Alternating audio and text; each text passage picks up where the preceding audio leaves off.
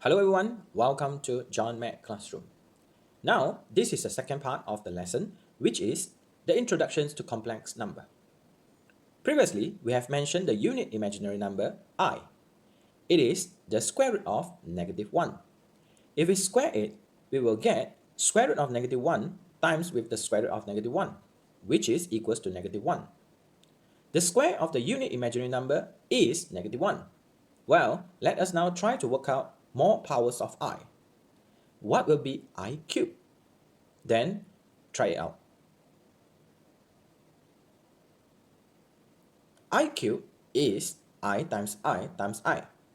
We can write it as I squared times with the I. Now, as the I squared is equals to negative 1, multiply with the I, and we can say that I cubed is equals to negative I. What is I?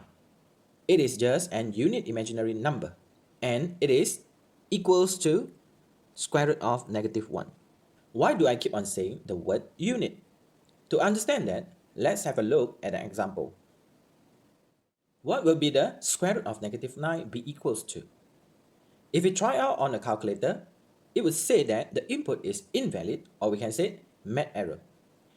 That is because most calculators are not programmed to use the imaginary number. How do we understand the square root of negative 9? How do we understand the square root of negative 9? It can be written as square root of negative 9 is equals to square root of 9 multiplied with the negative 1.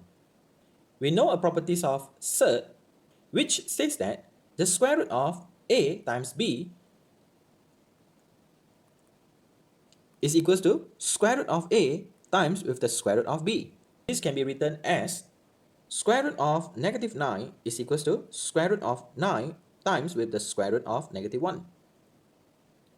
The square root of 9 is equals to 3. And the square root of negative 1 is equals to I. The square root of negative 9 will be equals to 3i. This is also an imaginary number, but it is not a unit imaginary number, as it is 3 times I. But the unit number I is 1 times with the I. Hence, it is called a unit imaginary number.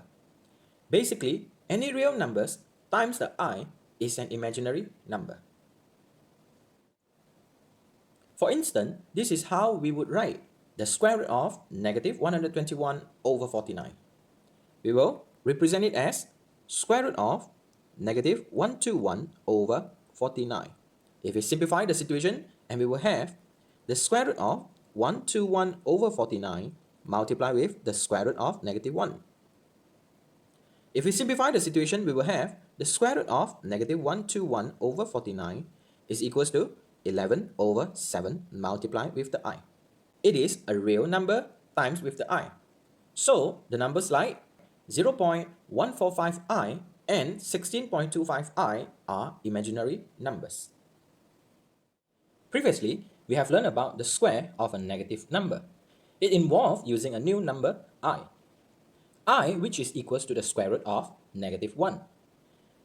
These numbers are called imaginary numbers, and it could be in the form of bi, where b is a real number, and I is equals to the square root of negative 1.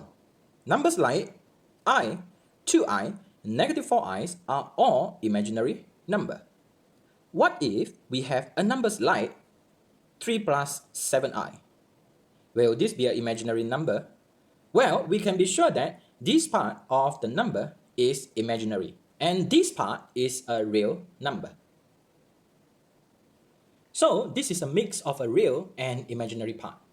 And this is what we call an example of complex number, where we have the real plus with the imaginary number and give us a complex number.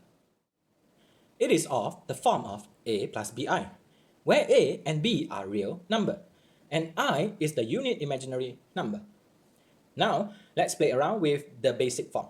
Observe that when a is equals to 0, what is left will be an imaginary number, which is the bi. When b is equal to 0, we only have a real number, which is the a, plus with the 0 I. So, what are the real and the imaginary part in the basic form of a complex number? A is called a real part, and b is called the imaginary part. That is basically the introduction for the imaginary number and the complex number. So here we are, and thanks for watching.